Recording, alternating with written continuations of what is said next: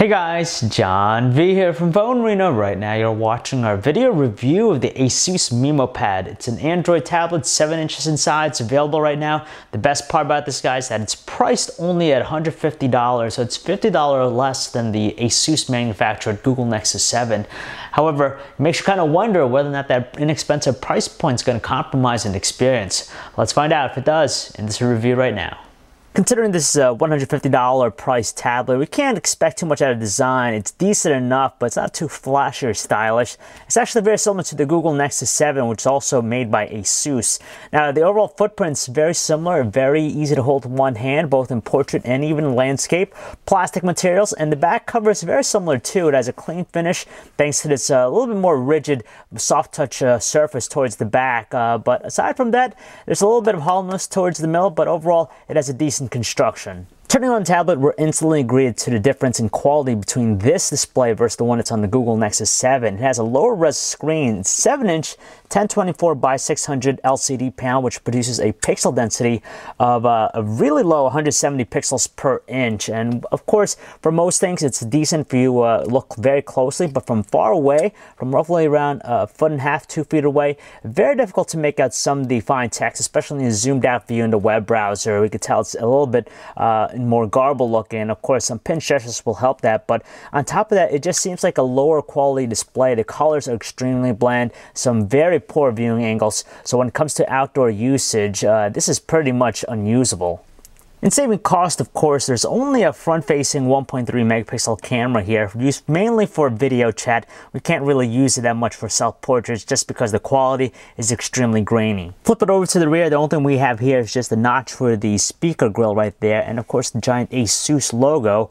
There's no access to its battery, of course, and as I said already, it's nice that it has the micro SD card slot to increase its storage capacity, which is only at 8 gigabytes.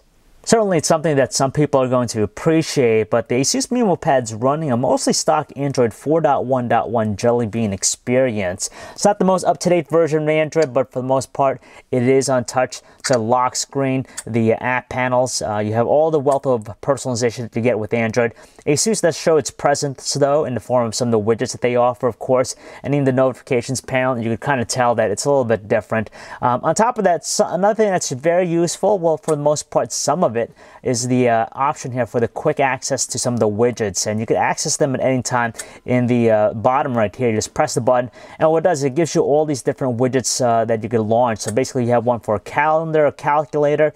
Some of them, for the most part, aren't that practical, but it's great for multitasking. The one that we really appreciate is the web browser pop-up one here. So at any time, you can pop up a web browser. Unlike the Google Nexus 7, which is powered by a very contemporary quad-core processor, the Asus MeMO Pad is running an Age chipset. It's a 1 GHz single-core processor coupled with 1 GB of RAM, and by today's standards, that's not even at the basic end. It's really, really terrible in terms of the performance. We just notice it with everything, even with the stuff that isn't processor-intensive, like this live wallpaper. For things like web browsing, it just crawls when it comes to loading up sites, even pinch zooming. Other things like basic operations, opening up applications, sometimes we notice some delays, but it really shows its age. Partly due to the molasses slow processor that's packing along, kind of hinders the typing experience here on the Asus MeMO Pad. Now, as far as the layout of the on-screen keyboard, it's decent enough. The layout's pretty good, especially in portrait. Our fingers can encompass the entire layout, so no problems. We'd probably recommend the portrait option better than the landscape, just because it's a little bit tougher with a smaller size screen at 7 inches here. And the other thing we noticed that they placed the backspace button on the bottom right corner instead of the top right where it's normally at, so that threw us off just a little bit.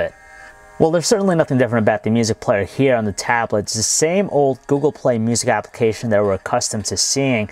As far as the audio quality from its single speaker in the rear, at the loudest volume setting, it has a good amount of output to it, but there's a little bit of sharpness with its quality at the loudest volume setting. It can sound a little bit unpleasant. Out of the box, there are a bunch of different applications that Asus has thrown into the tablet. For example, you have Asus Story and Asus Studio. Now, Asus Studio is a place for a centralized hub for photos and videos. So you have this very neat looking, gallery which layers all these photos out pretty nicely.